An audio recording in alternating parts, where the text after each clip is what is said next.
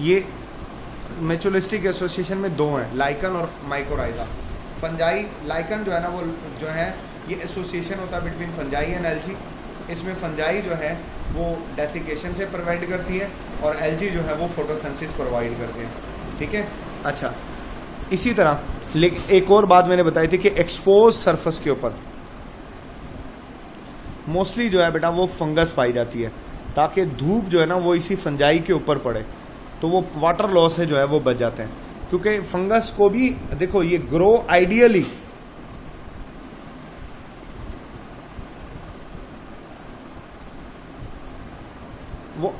जो है बेटा फंगस जो है ना वो आइडियली मॉइस्ट में ही ग्रो करती है, लेकिन ये ड्राई कंडीशन को ज़्यादा बेहतर टॉलरेट कर सकती है as compare to algae.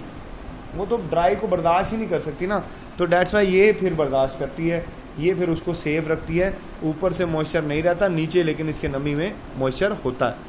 Then उसके बाद माइकोराइजा, इसमें भी फंजाई और रूट ऑफ वेस्कुलर प्लांट के दरमियान में एसोसिएशन होता है। जो फंजाई है ये सरफेस एरिया में इजाफा करता है जिससे मोर फूड एब्जॉर्ब होती है।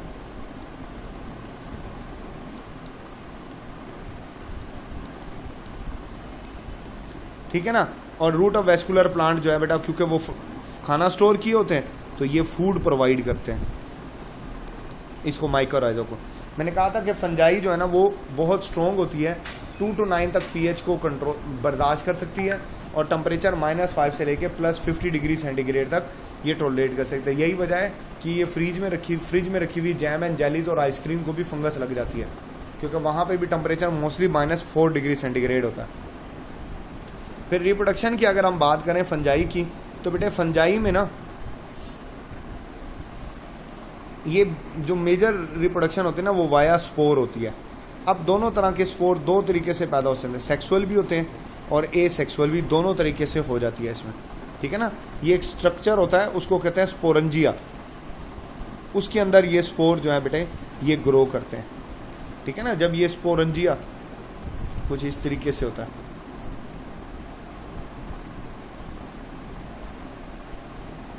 ये डंडी का नाम स्पोरंजियोफोर होता है, तो ये खुश्क होगी और ये फटने के बाद स्पोर यहाँ से रिलीज हो जाते हैं। अच्छा, फिर स्पोर की तरह के ही एक इसकी मॉडिफाइड हाइफी होती है, ये बेसिकली मॉडिफाइड हाइफी ए सेक्सुअली वो इसे रिप्रोड्यूस करते हैं जिसको कोनेडिया कहा जाता है, उसके थ्रू रिप्रोडक्शन होती है। इसी तरह फ्रेगमेंटेशन होती है और सेक्सुअल रिप्रोडक्शन में वाया प्लाज्मोगैमी और कैरियोगैमी जो है ये रिप्रोड्यूस करते हैं। प्लाज्मोगैमी एंड कैरियोगैमी ये रिप्रोडक्शन होती है इसमें। ठीक है। अच्छा, प्लाज्मोगैमी देखो आप जानते हो ये फ्यूजन ऑफ साइटोप्लाज्म को कहा जाता है।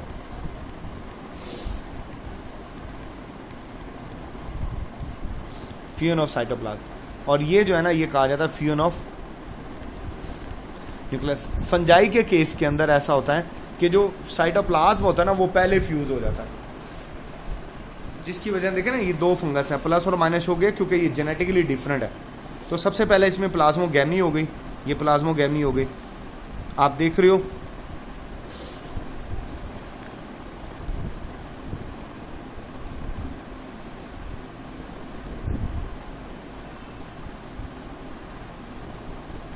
इसकी वजह से इनका साइटोप्लाज्म सेम हो गया और दो डिफरेंट न्यूक्लियस आ गए, जिसकी वजह से आपने इसको डाइकैरियोटिक या हेटरकैरियोटिक फंगस का नाम दिया। अब जैसे बेसिडियोमाइकोटा के केस में इसमें प्लाज्मोगैमी बहुत पहले हो जाती है और कैरियोगैमी कई दिनों के बाद होती है, तो मतलब ये काफ़ी दिनों तक डाइकैरियोटिक या हेटरकैरियोटिक की फॉर्म में ही रहते हैं, उसी शक्ल में रहते हैं। ये तो ये बाद में ये फ्यूज़ हो जाएंगे और फ्यूज़ होने के बाद जाइगोट बनाएंगे।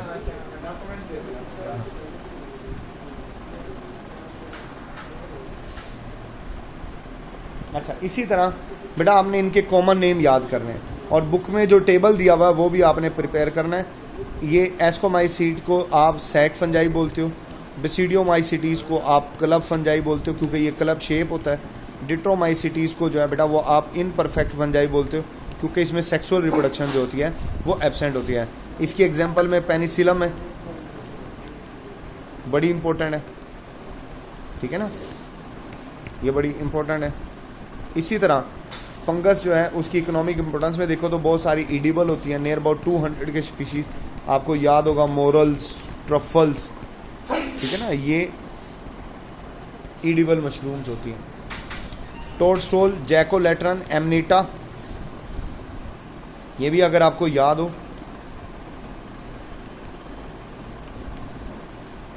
ये पॉइजनस मशरूम्स है, ठीक है ना, ये पॉइजनस। इसी तरह एस्परजिलस जो होती है ये बेटा सोया सॉस, सोयाबीन और सिट्रिक एसिड बनाने में इस्तेमाल होती है। एस्परजिलस फ्यूमेगाइटस ये उसके अंदर इस्तेमाल होते हैं, ठीक है। इसके अलावा ये ना फर्मेंटेशन में भी वैसे इस्तेमाल होती है, फर्मेंटेशन में भी इसको इस्तेमाल किया जाता है। इसके अलावा जो पेनिसिलिन है ये बेटा एंटीबायोटिक तो बनाती है, अरोमा चीज़ों को खुशबू देने के लिए, जायका देने के लिए, कलर देने के लिए भी इसका इस्तेमाल जो है बेटा वो किया जाता है। फिर लेवेस्टेटिन ब्लड कोलेस्ट्रॉल को कम कर देती है, ब्लड प्रेशर के मरीज़ में इस्तेमाल होती है। साइक्लोस्पोरिन बड़ी मशहूर है, ऑर्गन ट्रांसप्लांट रिजेक्शन में इसका इस्तेमाल किया जाता है कि किडनी ट्रांसप्लांट में जो रिजेक्शन का मसला होता है ना मोस्टली, उसके अंदर इसका इस्तेमाल किया जाता है। लाइकन, ये मुख्तलिफ कलर इससे बनाए जाते हैं, डाई कलर्स बनाए जाते हैं। Ring worm, athlete fruit, histoplasmosis, ये फंगस से पैदा होने वाली मुख्तलिफ बीमारियां हैं। ये लंग्स की बीमारी है, ये स्पोर्स को इनहेल करने की वजह से होती है। हिस्टोप्लाज्मोसिस, ठीक हो गया। चल, उसके बाद तकरीबन एनुअली हमारा जो फल है 15 से 50% जो है बेटा वो ज़ाया हो रहा है फंजाई की वजह से। और एक फंगस होते हैं उसको कहते हैं ब्रैकेट या शेल फंजाई, वो हमारी लकड़ी को नुकसान पहुंचा रहा है। एक होती है पिंक यीस्ट, रोडोट्रोला इसको कहा जाता है, ये शॉवर कर्टन्स का इन्फेक्शन करता है। जो शावर के कर्टन होते हैं ना वो होते हैं, हाँ, रिजेक्शन नहीं होने देती, ट्रांसप्लांट रिजेक्शन नहीं होने देती, इम्यून सिस्टम को सुप्रेस कर देती है, इम्यून सिस्टम को कम कर देती है। ये तो जो साइक्लोस्पोरिन थी। साइटिक डिलीजन होता है बेटा अजीबो गरीब किस्म के दिमागी तौर पर अजीबो किस्म के ख्यालात आना, ऐसी चीज़ें दिखाई देना जो एक्चुअल में है नहीं। जैसे सांप, रस्सी जो है ना वो सांप दिखेगी, दरवाज़ा कोई आहिस्ता बजा रहा होगा, लग रहा होगा कि कोई ज़ोर से बजा रहा है, कोई दरवाज़ा तोड़ने वाला है, ठीक है ना, कोई आराम से बात कर रहा होगा, लगेगा कि वो चीख चीख के बात कर रहा है, वो उसको डराने की कोशिश कर रहा है। मतलब इस तरह के जो ख्यालात होते हैं ना इनको कहते हैं साइकोटिक डिलीजन्स।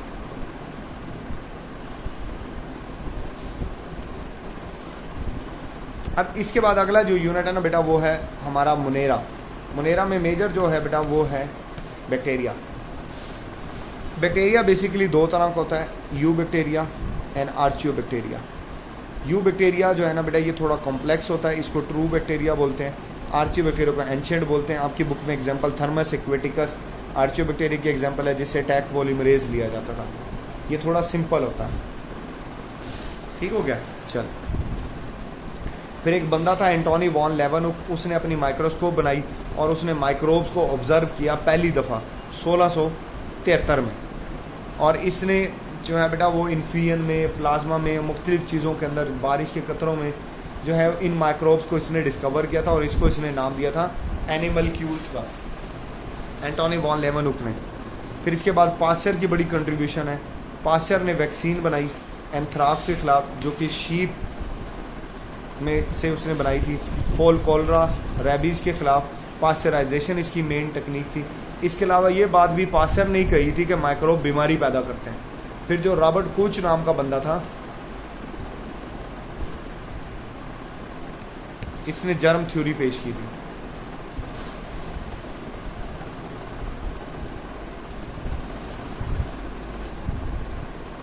फिर इसी तरह बात कर लेंगे बेटा शेप्स ऑफ बैक्टीरिया की। कोकाई बैक्टीरिया होते हैं, बेसिलाए होते हैं, स्पाइरल होते हैं। 3 तरह के बैक्टीरिया होते हैं शेप वाइज। जो कोकाई होते हैं आप जानते हैं वो स्फेरिकल हैं, ये रोड होते हैं, ये हेलिकल होते हैं। आपने मोस्टली इनकी एग्जाम्पल्स प्रिपेयर करनी है।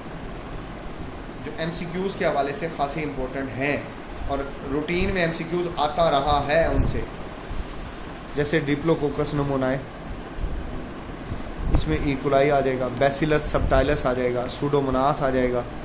अच्छा, ये स्पाइरलम होता है और स्पायरोचीट होता है, ये थिक होता है, ये थिन होता है, और विब्रियो कोमा शेप्ड होता है, और हाइफोमाइक्रोबियम एक स्पाइरल बैक्टीरिया। ठीक है ना, ये जो है ना, ये आपने ये वाला हिस्सा भी प्रिपेयर करना है। अच्छा, मोस्टली जो है मैं पार्ट 1 के पार्ट को रिवाइज करवाऊंगा, क्योंकि पार्ट 2 आपने बहरहाल अभी ताज़ी पढ़ी है, तो पार्ट 2 जो है ना वो आपको उम्मीद है कि मोस्टली आती होगी, लेकिन क्योंकि पार्ट 1 को पढ़े हुए काफ़ी टाइम हो गया है, तो इस वजह से ज़्यादा टाइम हम पार्ट 1 के ऊपर लगाएंगे। जी बेटा, सारे चैप्टर होंगे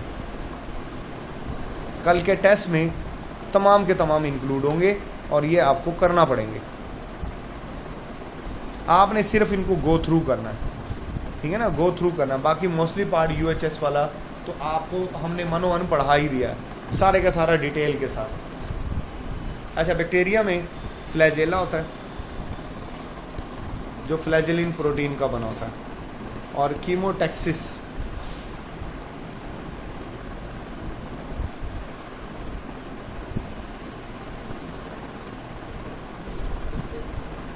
ये कीमोटैक्सिस देता है, यानी केमिकल डिटेक्शन होती है वाया द फ्लैजेला, जिसको कीमोटैक्सिस कहते हैं। फिर पिलाई है, आप जानते हो कि इसको सेक्स पिलाई भी कहते हैं, ये कॉन्जुगेशन में इन्वॉल्व होती है और ये मूवमेंट वगैरह नहीं करती, ये सिर्फ कॉन्जुगेशन करती है। ठीक है, बैक्टीरिया में एडिशनली कैप्सूल होता है जो कि पॉलीसैकेराइड नेचर का होता है। इसके अलावा स्लाइम होती है जो मैक्रोमॉलिक्यूल की बनी होती है और फैगोसाइटोसिस से बचाती है। फिर बेटा gram positive bacteria, gram positive और ग्राम नेगेटिव।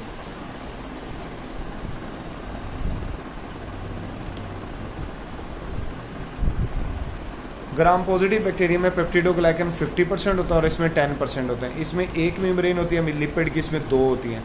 लिपिड की मिकदार इसमें 1 से 4 है, इसमें 11 से 12% होती है। और अगर इसकी स्टेनिंग को तरीक़ेकार को देख लो ना, तो ये क्रिस्टल वायलेट का जो पर्पल कलर होता है ये उसको रिटेन करता है, जबकि ये स्कैंडी डाई को रिटेन करता है जो कि सैफ्रानिन होता है, पिंक कलर होगा उसका, ये उसको रिटेन करता है।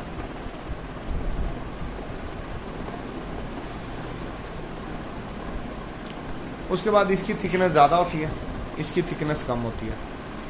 फिर जो है ना ये मोर परमिएबल है और ये फैट की वजह से ऐसे है, और ये लेस परमिएबल है, इसमें फैट क्योंकि ज़्यादा होती है।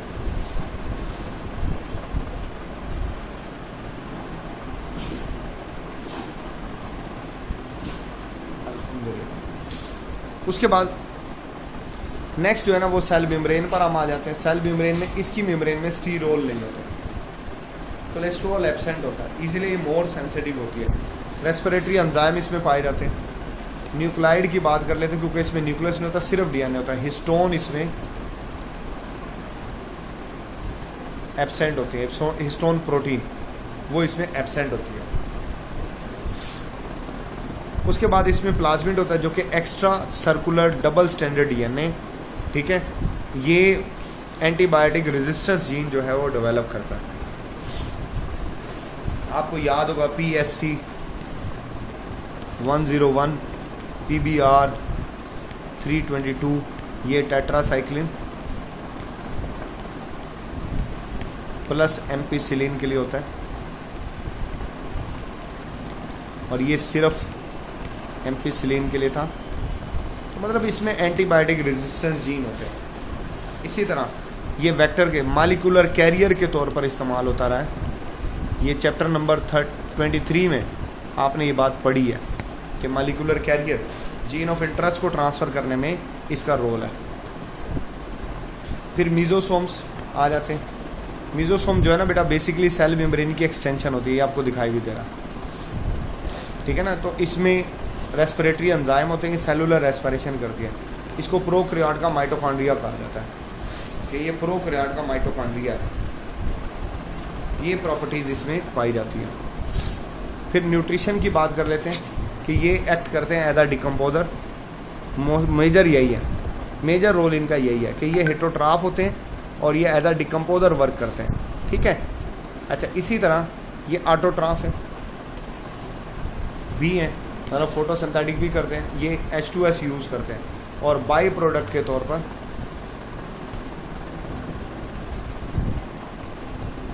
सल्फर पैदा करते हैं। और ये कीमोसिंथेटिक भी होते हैं कि कुछ केमिकल जैसे नाइट्रेट, नाइट्रेट और अमोनिया को जो है ये ब्रेक करेंगे।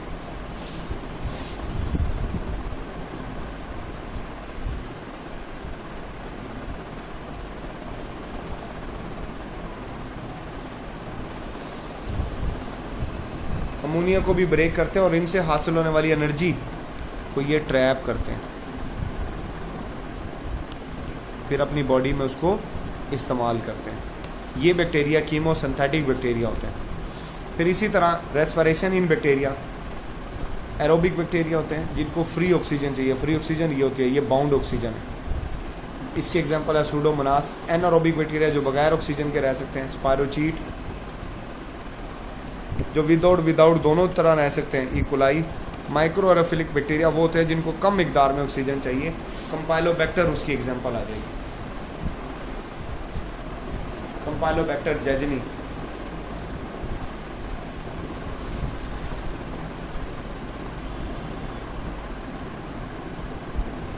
बेटे जो अदर देन यूएचएस है ना, मैं आपको ग्रुप में सेंड कर दूंगा वो फाइल, ठीक है ना। जितना अभी हो सकेगा मैं रिवाइज करवा दूंगा, बाकी आपने खुद करना है।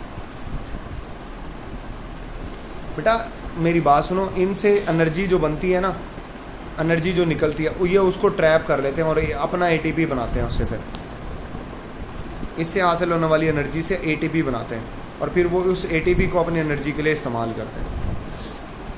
फिर ये जो है ना बाइनरी फिशन है कि पहले बैक्टीरिया का साइज़ बढ़ेगा, फिर उसका न्यूक्लियस डबल हो जाएगा, फिर वो 2 में टूट जाएगा। ये बाइनरी फिशन है, ठीक है। फिर नोस्टोक एक साइनोबैक्टीरिया, इसमें ग्लाइकोजन स्टोर होता है द फूड। इसमें हेटरसिस्ट होते हैं जो नाइट्रोजन फिक्सेशन करते हैं। इसमें हार्मोगोनी होते हैं जो नया साइनोबैक्टीरिया बनाने में हेल्प करते हैं। इसमें एक्नीट्स होते हैं जो कि बेटा रेसिस्टेंट स्ट्रक्चर बनाते हैं, ठीक है ना। रेस्ट के अंदर ये रेसिस्टेंट डॉर्मेंट स्ट्रक्चर बना लेते हैं जो स्पोर लाइक होता है।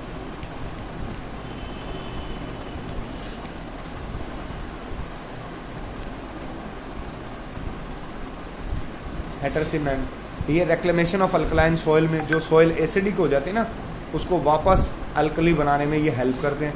वाटर ब्लूम्स में इनकी इन्वॉल्वमेंट होती है, ठीक है ना। ये वाटर पोल्यूशन का सबब है।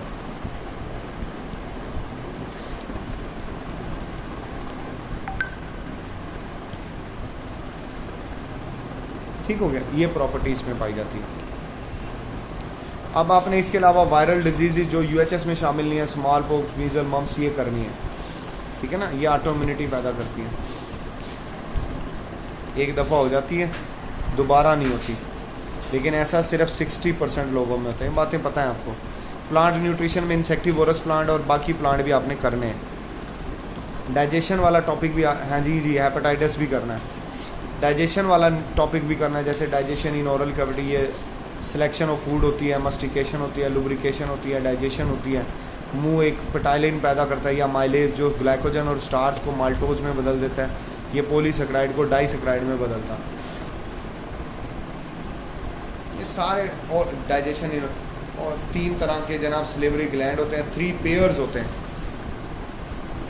नाम याद करने हैं उनके, सबलिंगुअल, सब पैरोटिड और सब मैंडिबुलर ग्लैंड। 3 एक साइड पर होते हैं, 3 दूसरी साइड पर होते हैं, टोटल 6 होते हैं। सारी बातें पढ़नी है आपने, पेरिस्टाल्सिस पढ़नी है। फिर स्टमक देखने, बोलस आता है इसमें, एंट्रस पॉइंट को कार्डिक स्फिंक्टर बोलते हैं, एग्जिट को पाइलोरिक स्फिंक्टर बोलते हैं। ये बोलस कहलाता है। एसोफेगस में जो फूड होगी, मैदे में जो होगी कायम कहलाएगी, आंतों में जो होगी कायल कहलाएगी, और ड्यूडिनम से ये अटैच होता है। स्टमक की आगे देखो,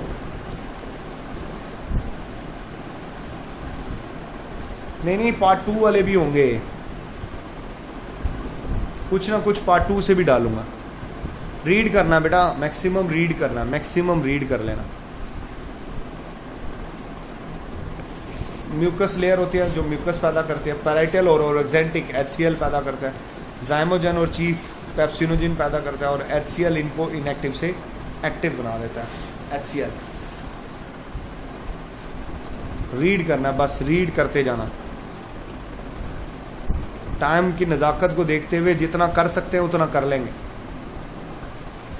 पैनक्रियास जो है ना बेटा, ये ट्रिप्सिनोजिन पैदा करता है, माइलेज पैदा करता है। ट्रिप्सिनोजिन को एंटेरोकाइनेस ट्रिप्सिन में कन्वर्ट कर देता है। ये भी प्रोटीन डाइजेस्टिंग एंजाइम है, ठीक है।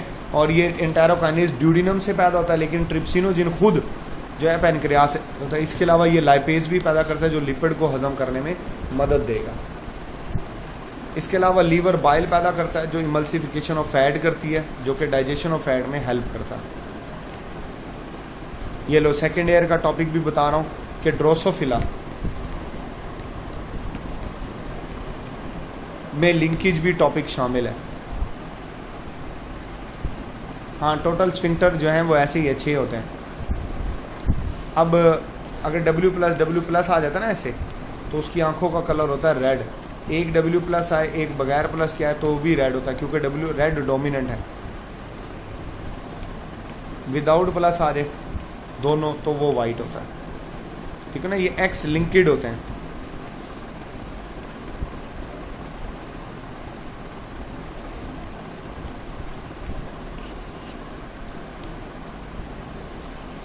फिर बेटा सेकेंड ईयर का ये जो एवोल्यूशन में से, evolution from prokaryote to eukaryote, आपको याद होगा हाइड्रोथर्मल वेंट थ्योरी, ये आपने पढ़ी थी। गर्म पानी का एक तालाब होता है जनाब, ठीक है ना, उसका टेम्परेचर 120 डिग्री सेंटीग्रेड था। वहाँ पर जो है वो बैक्टीरिया रहता था, आर्चियोबैक्टीरिया, ठीक है ना। वही याद करो, ये वही है थर्मस एक्वेटिकस।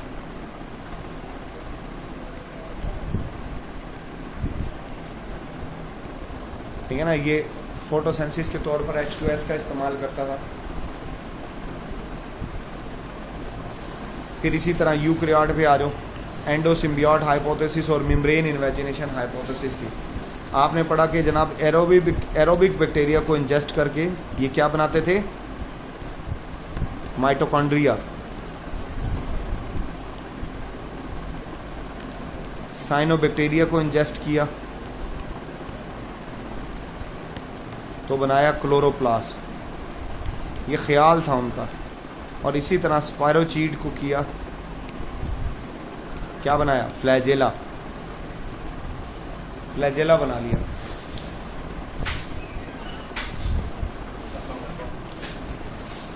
तो ये प्रॉपर्टीज जो है बेटा वो इसमें पाई जाती है।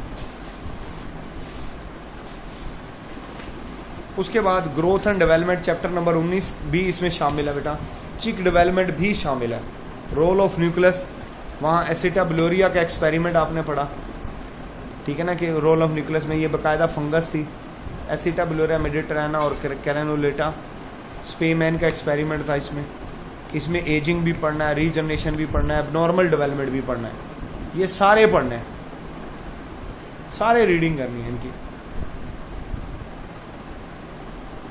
बस इसने जो नम्स है ना, इसने तकरीबन FSC सारी डाल दी है, UHS ने नहीं किया ऐसे। UHS ने बड़ी सिलेक्टिव डाली हुई है। और भला इन्होंने ये किया कि बस बेटा कि जो है वो अब दोबारा सिलेबस आया 220 का, लेकिन 2020 का, लेकिन उसमें कोई चीज़ ऐड नहीं की सिवाय कैंसर के एक टॉपिक है। अच्छा, फिर जेनेटिक्स में एपिस्टेसिस का टॉपिक भी है, एंडोक्राइन ग्लैंड भी है बेटे। ये सारे एंडोक्राइन ग्लैंड है, ये मैंने लिखे हुए नाम, ये देख लो।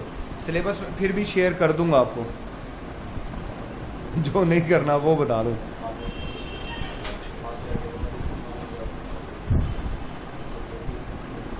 और बेटा जो हाँ एम्ब्रियोनिक इंडक्शन भी करना है, मैं आपको सिलेबस शेयर कर दूंगा।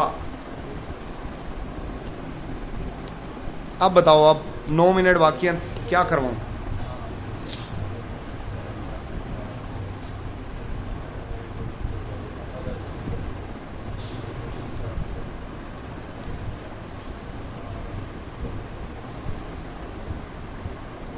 बेटा सेकंड से थोड़े MCQs डालूंगा, लेकिन बहरहाल आगे का कोई पता नहीं है कि टाइम है कि नहीं है। अब मेरी बात सुने,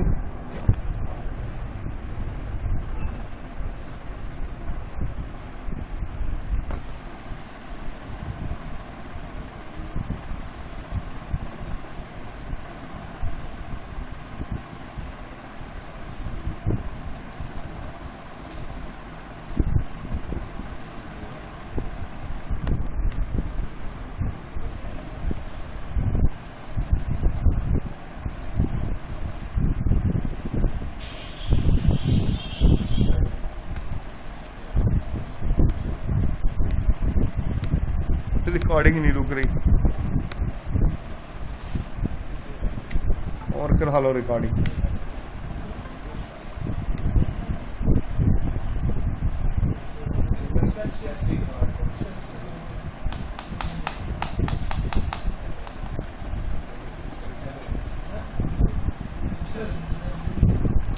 बेटा ये तो मेरी बात सुने, ये सारी चीज़ें जो है ना वो टेस्ट का मामलात वो मेरे हाथ में नहीं होते, ये हामिद साहब ने डिसाइड करना होता है। हाँ जी, इकोसिस्टम भी शामिल है, इकोसिस्टम भी बेटा शामिल है।